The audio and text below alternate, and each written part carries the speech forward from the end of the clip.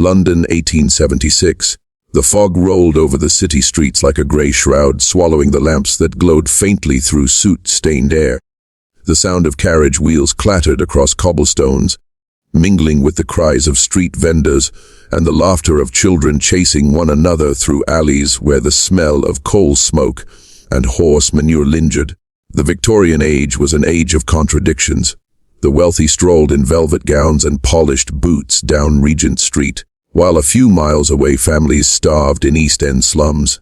It was an age of factories and progress, but also of soot-choked lungs and broken backs. In this world of stark divides, one form of escape became universal entertainment, and few figures embodied that entertainment more vividly than the clown. In the candlelit tents of traveling circuses, in the bustling music halls of London, clowns were kings. Their painted faces and exaggerated antics offered the working poor a taste of joy they could not afford elsewhere. For a few shillings one could forget hunger, debts, or grief and surrender to laughter. Children adored them. The slapstick falls, the silly tumbles, the pies hurled into faces. Adults, too, found relief in the absurd. They laughed until their bellies hurt, the troubles of life momentarily buried beneath painted smiles. Among these jesters was Thomas Griggs. He was not the tallest, nor the cleverest, nor even the most handsome performer in the troupe, but he had one rare gift: timing. Thomas could make a crowd roar simply by pausing, raising an eyebrow beneath his chalk-white paint, and toppling over his own boots. His body spoke in ways words never could. Audiences adored him. Children called him Monsieur Tumbles.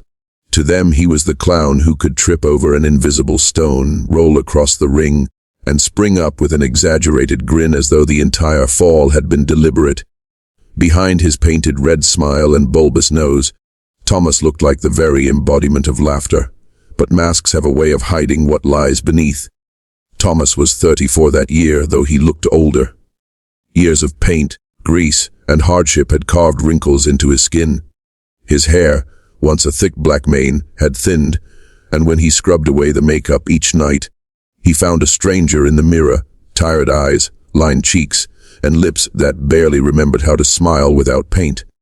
He had joined the circus as a boy of 14, an orphan with nothing to his name, but a quick wit and a willingness to fall for laughter. He rose through the ranks, first as a stagehand, then as a jester, and eventually as a clown. For 2 decades the circus had been his family, the sawdust floor his home, the roaring crowds his only proof of worth. Yet, beneath the surface of his painted grin, resentment brewed. He had seen others rise above him, new clowns with fresher faces, singers who dazzled the audiences, jugglers who drew louder cheers. Each cheer that wasn't for him felt like a stone added to the growing weight on his chest. He told himself it was foolish to be jealous. After all, wasn't a clown supposed to be selfless, to give joy without expectation? But when the lights dimmed and the applause faded, he sat alone in his tent, peeling away the paint, wondering if his life was anything more than a mask. The Victorian working class had little to celebrate. Factory hours stretched 14 to 16 a day. Children as young as 6 worked in mills or mines. Disease haunted the slums, and hunger never seemed far away. Perhaps that was why laughter became a necessity. A clown was not just a performer. He was a doctor of the spirit.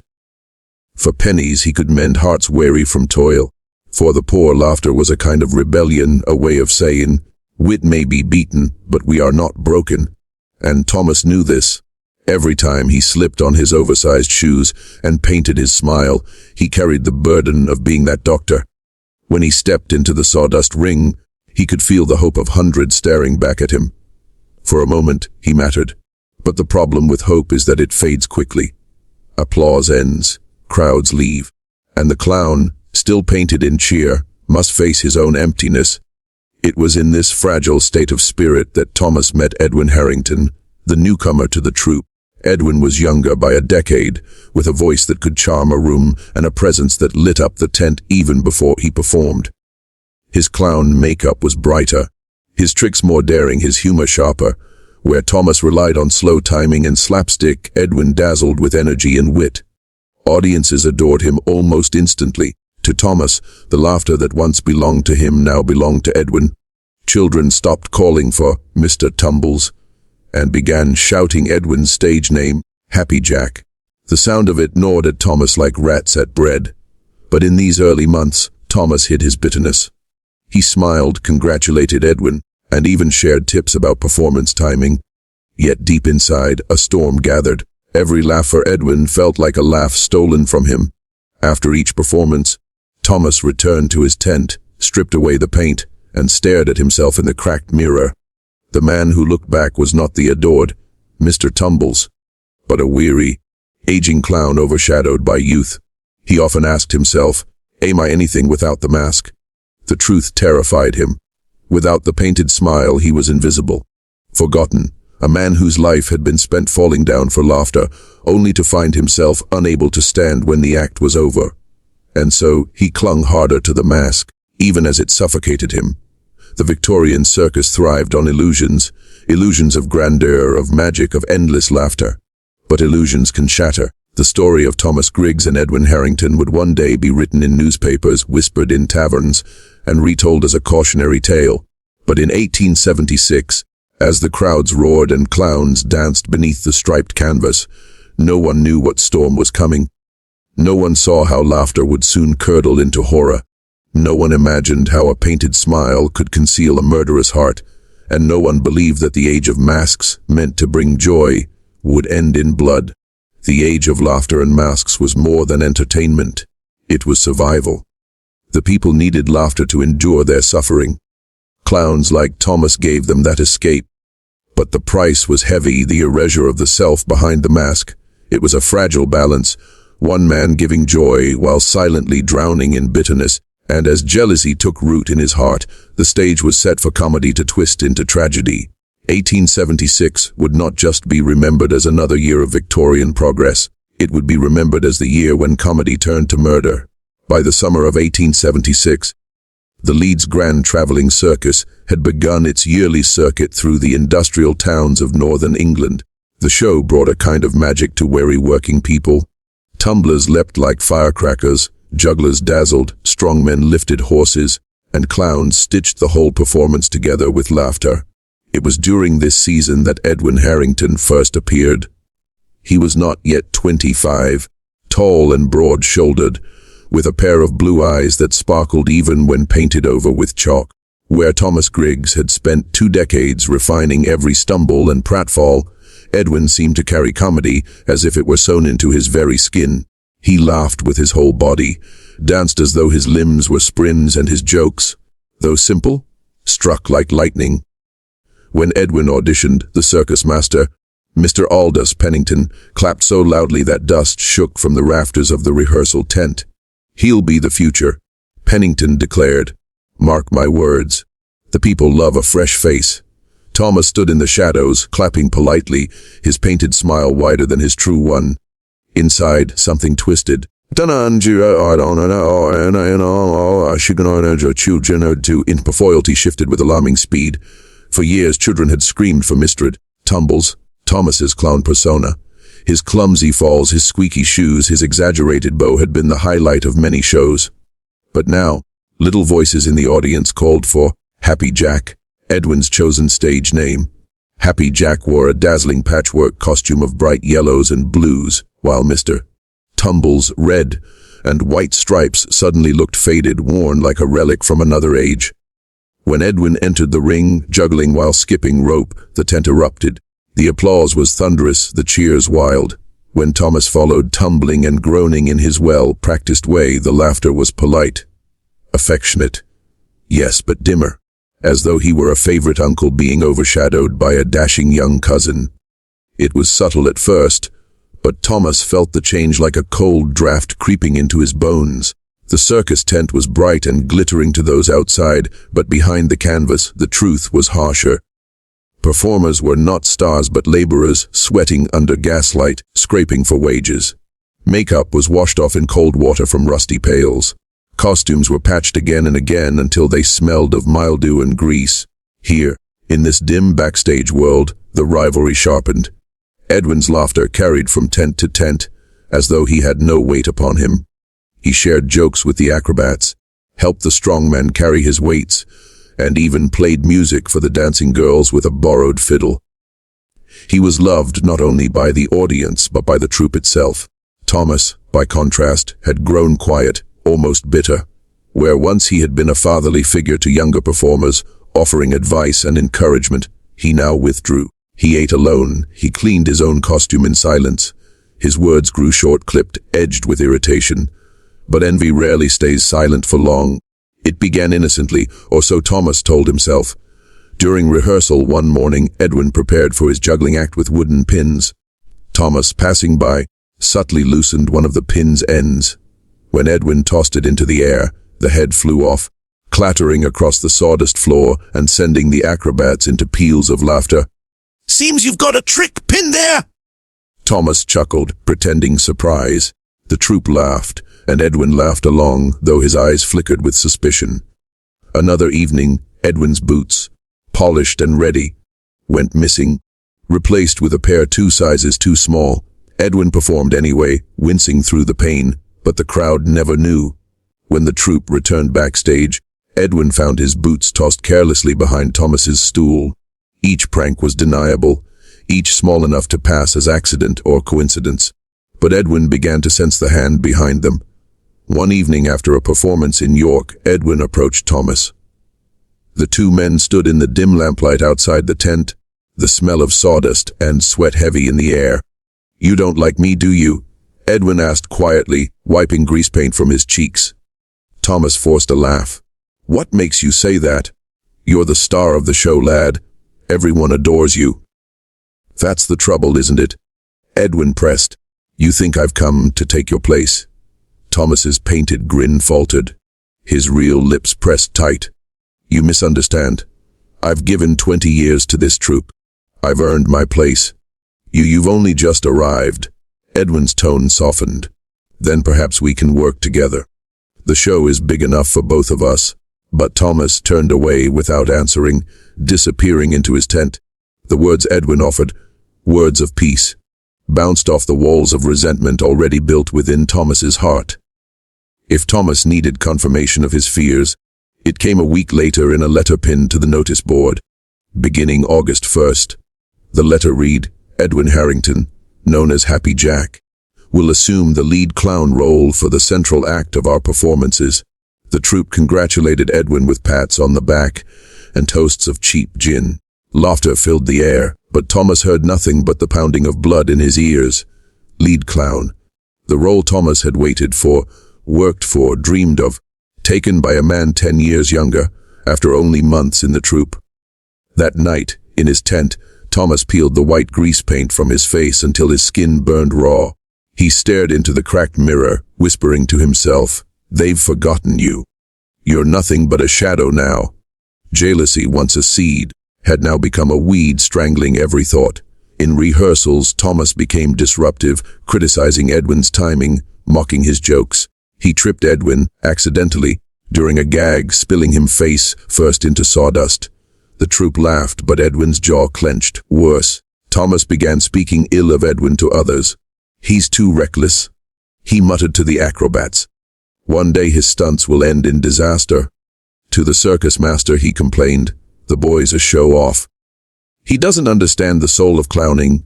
But rather than weaken Edwin's position, these complaints only made Thomas look bitter. The rivalry had ceased to be hidden. It was plain now, painted across every sidelong glance, every barbed word, every forced laugh. The troupe whispered about it in hushed voices, calling it the War of the Clowns. And yet, amid the bitterness, there were moments, fleeting, fragile, when Edwin felt pity for his rival. Once, after a show in Manchester, Edwin found Thomas sitting alone on a stool, his makeup half removed, staring blankly at the ground. His hands trembled slightly, as though he were an old man instead of a man in his 30s. Edwin approached, gently placing a hand on his shoulder. "You're still loved, Thomas. You've given laughter to thousands. That doesn't vanish just because I've joined." For a moment, Thomas's hard mask cracked.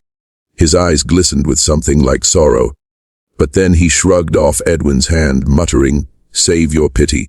It's worth less than your applause." And the wall between them rose higher still. By midsummer, the troupe was divided. Some sided with Edwin, charmed by his energy and kindness.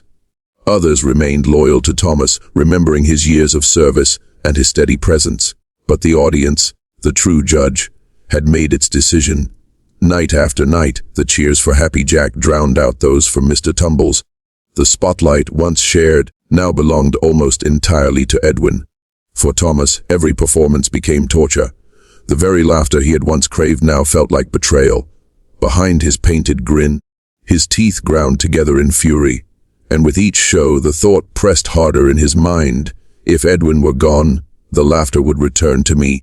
Rivalry behind the curtain is rarely visible to the audience.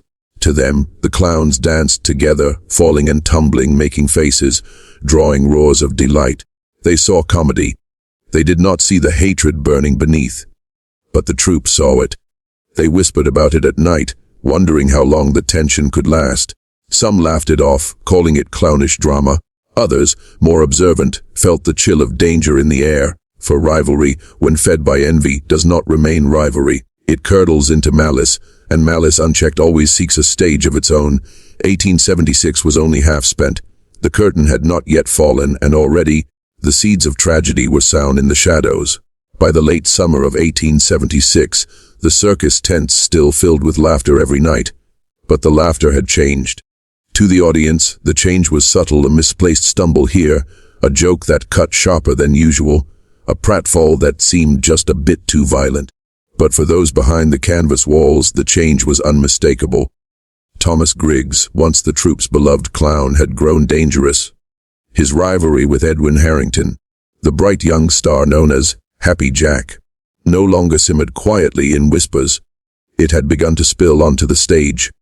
And though the audience roared with delight, they could not see that the jokes had teeth. At first, the pranks seemed harmless. Thomas would swap Edwin's juggling pins with heavier ones, so his hands ached by the end of a routine. He loosened the screws on Edwin's stool, so when the younger man sat down during a gag, it collapsed with a crash. The audience laughed uproariously, thinking it part of the act. But as weeks passed, the accidents grew sharper. A bucket of water meant for a slapstick gag was replaced with one filled with ice so cold it burned the skin. A custard pie hit a stone beneath its creamy surface, nearly breaking Edwin's tooth when it struck his face. Each time Edwin forced a laugh, played along, and continued the show. The audience never suspected, but the troupe did. They saw Edwin's bruises, his cuts, his wariness. They saw Thomas watching with a smile too wide, too pleased. What the crowd thought was comedy was becoming cruelty. Thomas discovered something about his painted face, something both terrifying and liberating. With the red grin painted across his mouth, no one questioned his actions. If he pushed Edwin too hard, if he tripped him, if he struck him with a pie or a bucket, the audience only laughed. They saw the mask, not the man. They believed everything was part of the joke, and so Thomas leaned into the mask. It became his shield, his excuse. Behind it, he could pour out all his bitterness, all his envy, and the crowd would reward him with cheers. For the first time, Thomas realized how thin the line between laughter and cruelty really was. He whispered to himself after shows, staring into his cracked mirror. "They'll laugh at anything, won't they? Even at pain, even at death, if I played it right." The troupe had begun to divide more sharply now. Some supported Edwin, whispering their concern about Thomas's cruelty. "He's gone too far," the acrobats murmured. "One day he'll do something he cannot undo." Others, however, remained loyal to Thomas, dismissing the complaints. "It's the way of clowns," they argued. "Slapstick is meant to hurt. If the boy can't take it, he shouldn't be in the ring." But even those who defended him could not ignore the coldness in Thomas's eyes, the way his laughter never reached his soul. The breaking point came during a rehearsal in Sheffield. The troupe was preparing a new routine. Edwin would juggle knives, while Thomas distracted the audience with pratfalls. When Edwin went to collect the knives, he found the blades had been sharpened to a deadly edge, far sharper than performance knives ever were. One slip, and the act would end in blood. Edwin confronted Thomas, his face pale. "Was this your doing?" Thomas raised his hands in mock innocence, his painted grin still lingering from practice. "Knives are dangerous things, lad. Perhaps you're not ready for them." Edwin's jaw tightened. "This isn't comedy anymore, Thomas. You're playing with lives." But Thomas only chuckled. And yet, the audience will laugh. The rehearsal ended in tense silence. The troupe whispered among themselves, fearful now not just of rivalry, but of true malice. Night after night, the circus performed, and night after night, the audience roared with laughter. When Thomas shoved Edwin off balance during a routine, sending him crashing into the sawdust, the crowd howled. When Edwin stumbled on a tampered prop, the children clapped and cheered. No one saw the bruises hidden beneath Edwin's costume. No one noticed the tremor in his hands as he juggled, knowing a prank might strike at any moment. To the audience, Thomas was brilliant, funnier than ever. They applauded his antics, unaware that they were applauding cruelty disguised as comedy. And Thomas, feeding on their cheers, felt powerful again. He believed he had reclaimed his throne. At last, even Aldous Pennington, the circus master, could not ignore what was happening. After one particularly violent performance, in which Edwin was struck so hard with a wooden plank that he limped for 3 days, Pennington summoned Thomas to his tent. "You're going too far," Pennington said sternly, his cigar smoke curling into the air. "Comedy is one thing, cruelty another. If you harm the boy, you harm this troupe."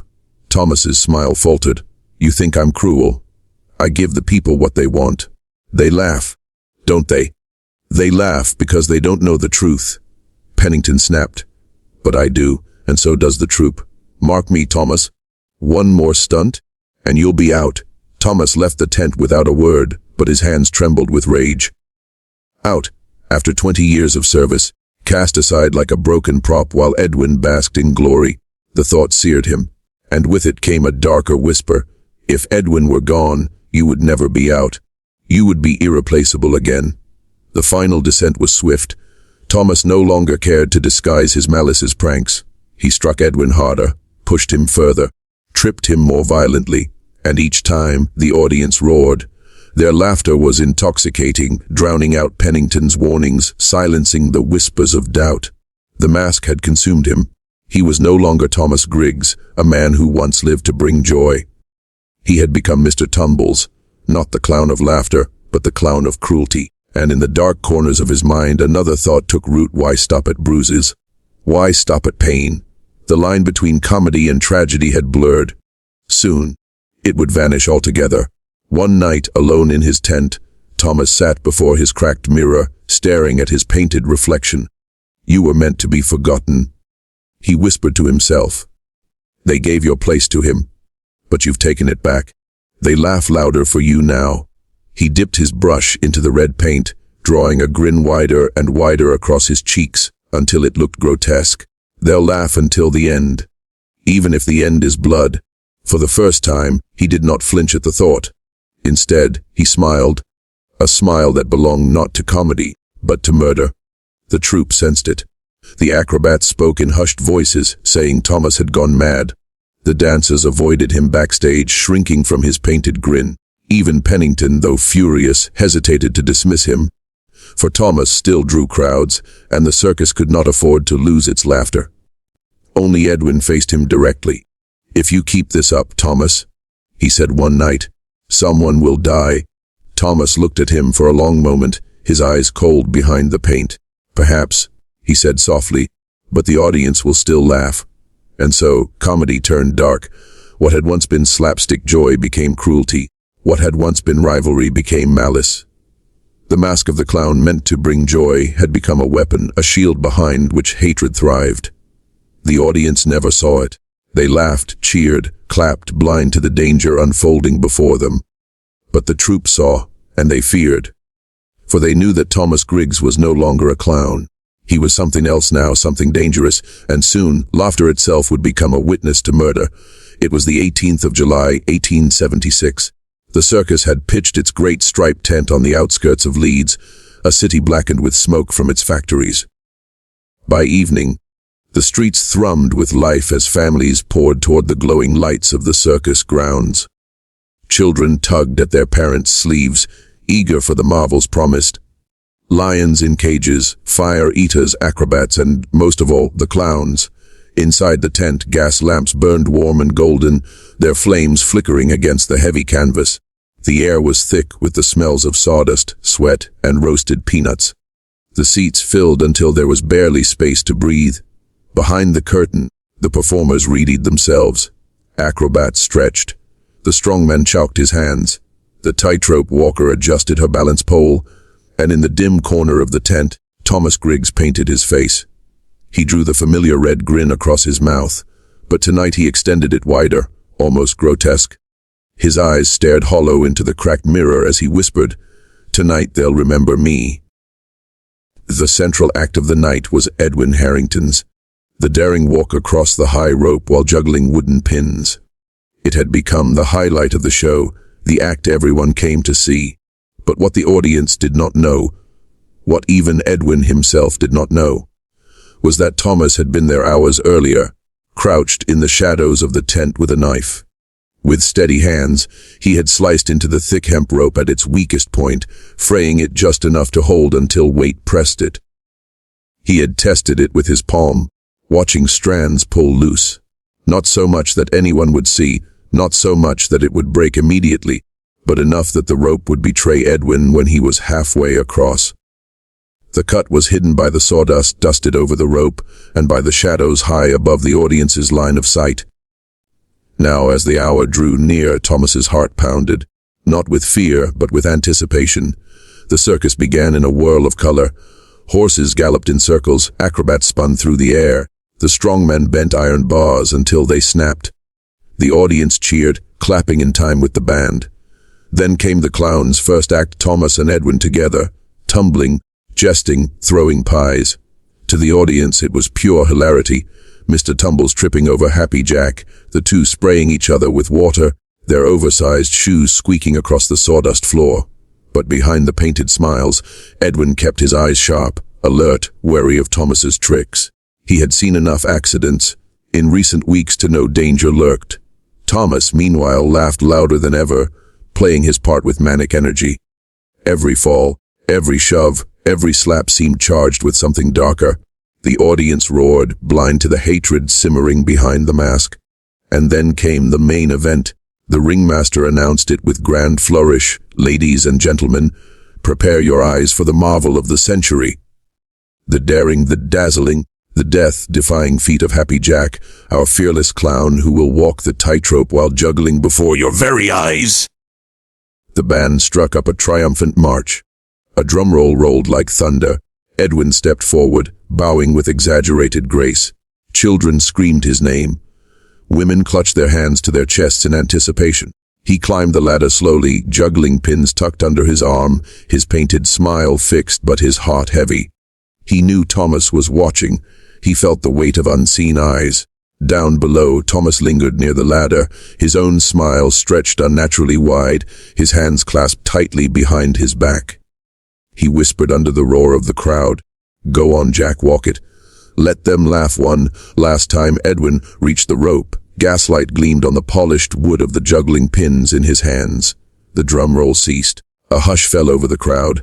Every eye in the tent fixed on the young clown balanced high above. Step by step, Edwin moved across the rope. His arms spread, his feet careful, the rope swaying beneath him. With each pace, he tossed a pin into the air, catching it with flawless rhythm. The audience gasped, then cheered, their awe rising with every second. Halfway across, Edwin allowed himself a small smile. "This is where I belong," he thought. "This is what I was meant to do." And then, the sound was sharp, violent, and final. Snap! The frayed rope gave way beneath his foot, unraveling in a burst of broken fibers.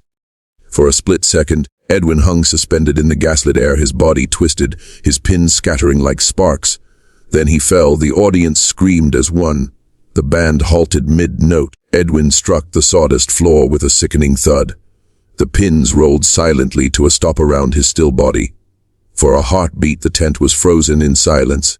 Then the screams began, shrill, horrified, piercing through the heavy canvas walls. Performers rushed forward, their painted faces grotesque in the lamplight. The strongman knelt, pressing his ear to Edwin's chest. The acrobats cried out for water, for a doctor, for anything. But it was useless. Edwin lay twisted, blood seeping from his head into the sawdust. His painted smile, still faintly visible through smudged grease paint, looked like a cruel joke in death. The audience erupted into chaos. Mothers shielded children's eyes. Men shouted for explanations. Some fled the tent, unable to bear the sight. Others stood rooted, horrified, unable to reconcile the laughter of moments before with the tragedy now before them. And Thomas stood at the edge of the ring, his painted grin frozen on his face, his eyes gleaming. For a moment, he almost bowed, as though the act were complete. But then he caught the gaze of Pennington, the circus master, who stared at him with dawning horror and suspicion. At first, the death was declared an accident. Tightropes sometimes broke, people said. It was the risk of the act. Tragic, yes, but not unusual. But behind the curtain, the troupe whispered. They had seen Thomas lurking near the rope earlier that day. They had heard his barbed words, seen his cruel pranks. One of the acrobats claimed he had glimpsed Thomas with a knife, crouched in the shadows. The whispers spread like fire. Soon, the suspicion reached Pennington's ears, and when he confronted Thomas, the clown's mask cracked. "They loved him more than me," Thomas muttered, his painted face streaked with sweat. "Every cheer, every laugh, it was mine first. He stole it, but I took it back. They laughed tonight, didn't they? They'll remember me now." Pennington recoiled, his cigar trembling in his fingers. He realized in that moment it had not been an accident. The comedy had turned to murder. By morning, the constables had arrived. They searched Thomas's tent, finding the knife still stained with fibers from the cut rope. Thomas was dragged away in irons, still half in costume, his paint smeared into a grotesque parody of a smile. Crowds gathered to watch, jeering and shouting curses. Mothers spat at him, fathers raised fists. Children wept.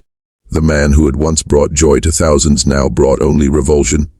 And as he was led away, Thomas laughed, a hollow, broken laugh that chilled the air.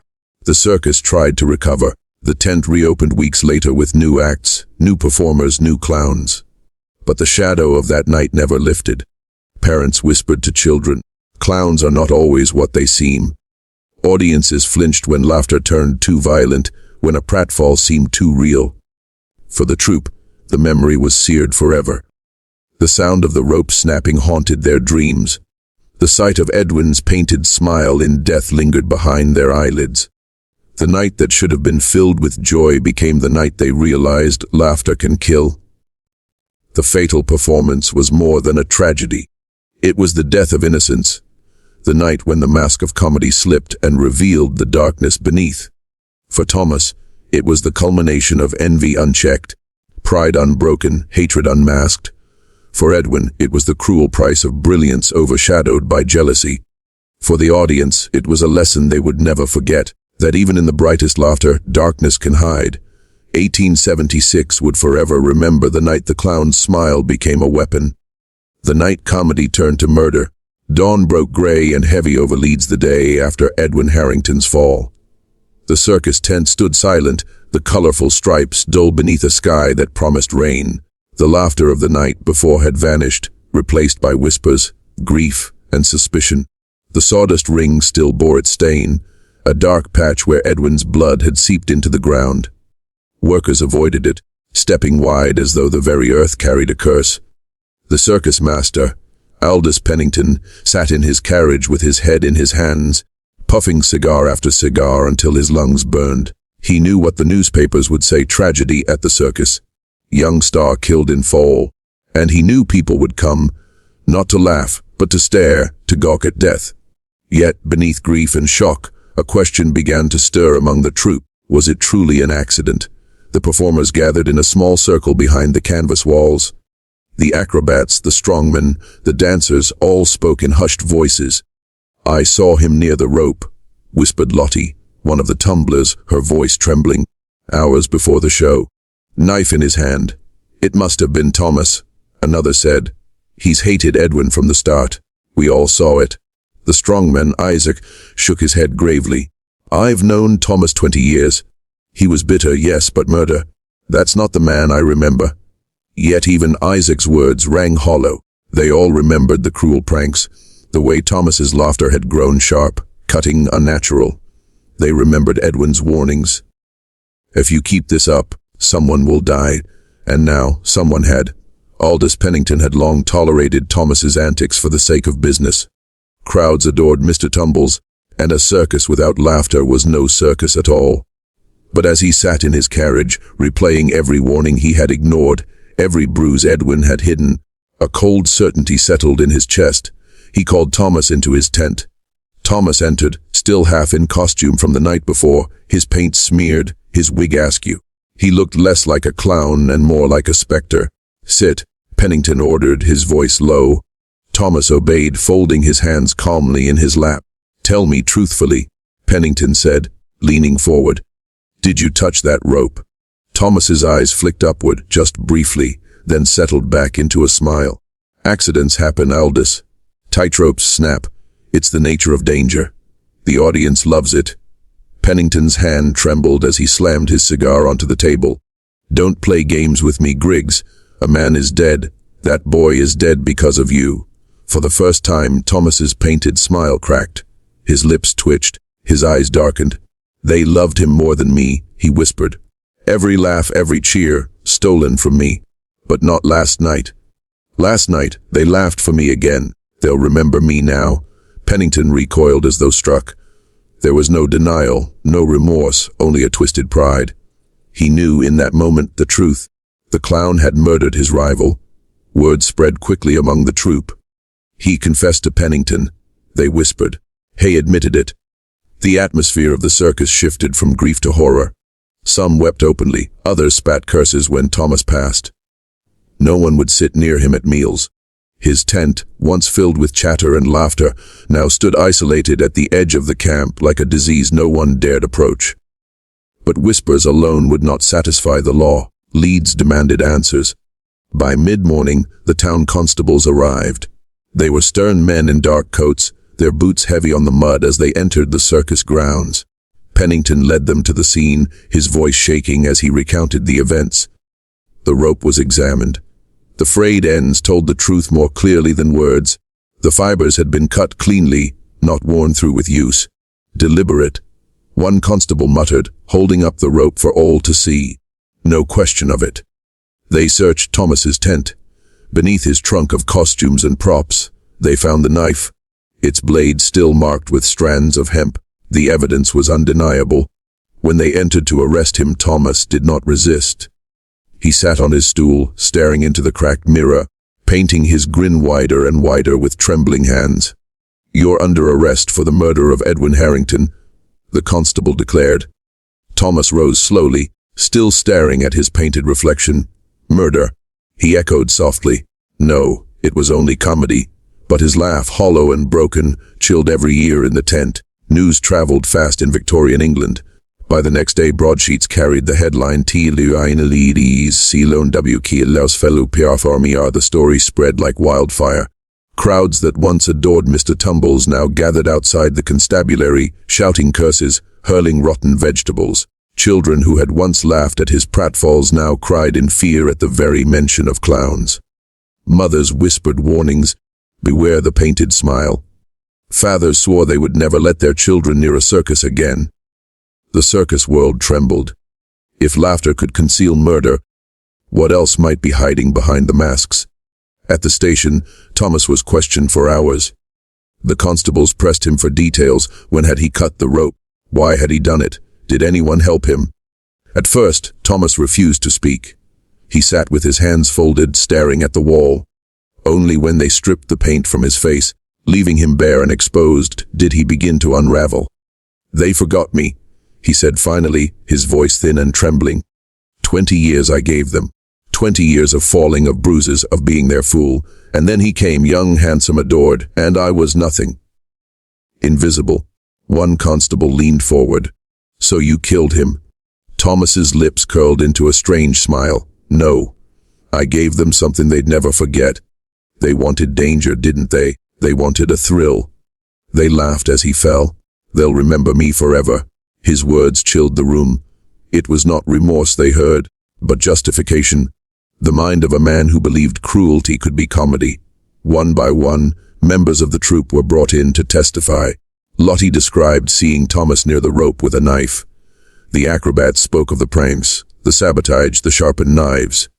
Isaac, the strongman, wept as he told of Thomas's bitterness, his envy, his dissent. Even Pennington, torn between grief and guilt, told the truth. "He admitted it to me," he said. The boy stole his laughter, so he took it back. He thought murder was the only way. Each testimony built the case, piece by piece, until the truth was undeniable. When Thomas's case came to court, the spectacle was unlike anything Leeds had ever seen. Crowds gathered outside the courthouse, desperate to glimpse the fallen clown. Reporters filled the benches, their pens scratching furiously across paper. Thomas entered the dock still in his costume, his lawyer advising him it would win sympathy. But the painted grin only repulsed the jury, a grotesque reminder of the night of blood. Witness after witness described his cruelty, his envy, his confession. The knife, the rope, the bruises, the warnings, all evidence pointed to murder. When asked to defend himself, Thomas spoke calmly, "I am a clown. My duty is to make them laugh." And they laughed, didn't they? Even as he fell, they laughed. The jury shuddered. Within hours they returned the verdict, guilty. In his cell, awaiting execution, Thomas finally removed his paint. For the first time in decades, his face was bare. He looked into a shard of mirror and saw not a clown, not a performer, but a hollow man with sunken eyes. They loved him more. He whispered again and again, as though the words were a prayer. They loved him more. For the first time, he wept. But tears could not undo the rope he had cut. The unmasking of the killer was not just the capture of Thomas Griggs. It was the unmasking of what envy, unchecked and festering, can do to a man. Beneath the painted smile of comedy, there had always been bitterness, and once the mask was stripped away, only horror remained. For the troupe, for Leeds, for all who heard the tale, the lesson was etched in blood: laughter must never be born of cruelty. For if it is, it ceases to heal and begins to kill. And so, the clown who once brought joy was remembered not for his comedy, but for his crime. The case of Thomas Griggs, once known across England as Mr. Tumbles the Clown, reached its grim conclusion in the autumn of 1876. His trial had gripped the nation. For weeks, papers from London to Edinburgh printed lurid headlines about the murdering clown and the death of Happy Jack. When the verdict of guilty came down, the sentence was inevitable. Hanging was the law's answer to murder, and the date was fixed for November 2nd at York Castle. The morning of the execution was bitterly cold. A grey mist clung to the stone walls, muffling sound, blurring outlines. Crowds gathered outside the prison gates, not out of sympathy, but curiosity. Some came to jeer, others to witness the fall of a man who had once been their source of laughter. At the appointed hour, Thomas Griggs was led to the scaffold. Gone was the costume, gone was the paint. His face was bare, pale, hollow, his eyes red, rimmed from sleepless nights. He stumbled slightly as the guards led him forward, his body weak from weeks of confinement. The executioner placed the noose around his neck. A hush fell over the crowd. When asked if he had final words, Thomas spoke in a cracked whisper, "I only wanted them to laugh." The trapdoor opened. With a sharp crack, the man who had once been a clown dangled lifeless before the crowd. And so ended the story of Thomas Griggs, the man who turned comedy into murder. For the troupe left behind, life would never be the same. Edwin Harrington was buried in a modest grave in Leeds, his tombstone inscribed with the words, "Here lies Happy Jack." He brought laughter without cruelty, joy without envy. His grave became a small shrine. Families visited, laying flowers. Performers left tokens of remembrance, juggling pins, scraps of costume, even painted masks. Children knelt to pray. To them, Edwin became a symbol of innocence lost too soon. The circus itself limped on, but it was never the same. Audiences came, but always with a shadow in their eyes. Parents gripped their children tighter. Every laugh carried hesitation, every pratfall suspicion. The clown's red nose, once a harmless prop, now carried the stain of horror. For years after, some children refused to attend circuses at all. And within the troupe, silence grew where once there had been music. They carried on because they had no choice. It was their livelihood. But in the quiet moments, when the tents were dark and the gas lamps burned low, they whispered the name Thomas Griggs like a curse. England in 1876 was no stranger to crime. Industrial cities teemed with theft, brawls, and drunken violence. Yet this case struck a deeper nerve. Why? Because Thomas had been a figure of laughter, a bringer of joy, a symbol of innocence. His fall revealed something darker, that even those who make us laugh can carry shadows inside. That comedy, stripped of kindness, can become cruelty. Newspapers ran editorials on the dangers of unchecked envy. Preachers delivered sermons about masks, how people hide their sins behind charm, humor, or performance. The case became a moral tale retold in pubs, parlors, and pulpits. Beware the smile that hides a knife. Some moralists even declared that clowns themselves were dangerous, a corrupting influence that taught children to laugh at humiliation. While such fears faded in time, the shadow of the Leeds tragedy lingered. Behind the public spectacle lay private grief. Edwin's mother traveled from London to collect his belongings. She wept openly when handed the chest of costumes, his juggling pins, his grease paint. The troupe stood silently as she pressed the red-nosed mask to her chest. "My boy only wanted to make the world brighter," she whispered. And look what envy did to him. Thomas's family, by contrast, lived under shame. His wife, long estranged, refused to attend the execution. His grown son changed his surname, desperate to escape the stigma of being the child of a murderer. His daughter, still young, asked her caretakers, "Will people ever laugh at clowns again?" In that question lay the wound of an entire generation. In the months following the tragedy, the performers met nightly to discuss how to carry on. Some argued they should abandon clowning altogether. Others insisted they could not let one man destroy centuries of tradition. Finally, Isaac the strongman spoke. "If we let cruelty define us, then cruelty wins.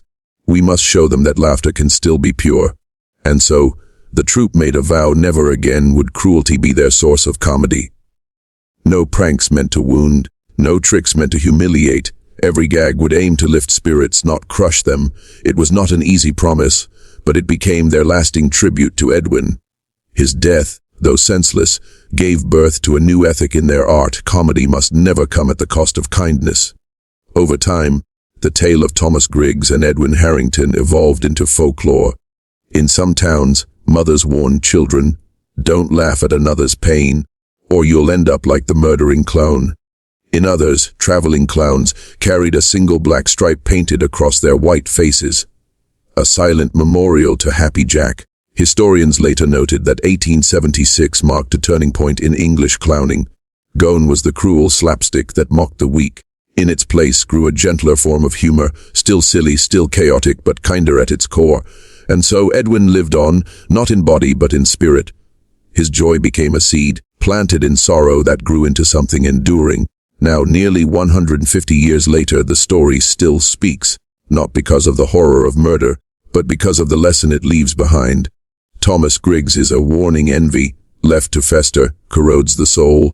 He began as a man who wanted to make others laugh, but jealousy twisted that desire into cruelty until the line between comedy and violence vanished. Edwin Harrington is a reminder. True joy comes not from overshadowing others, but from lifting them.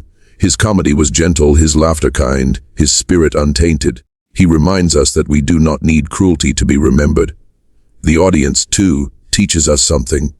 Their screams at the fall, their horror afterward, revealed how quickly laughter can turn to grief when it is built on the suffering of others. And so the lasting lesson is this: beware the mask of envy. Cherish the comedy of kindness and never forget that the way we bring joy defines who we truly are. In our world today, where entertainment is everywhere, from comedy clubs to television, from viral videos to social media, the same dangers remain. Too often, cruelty masquerades as humor.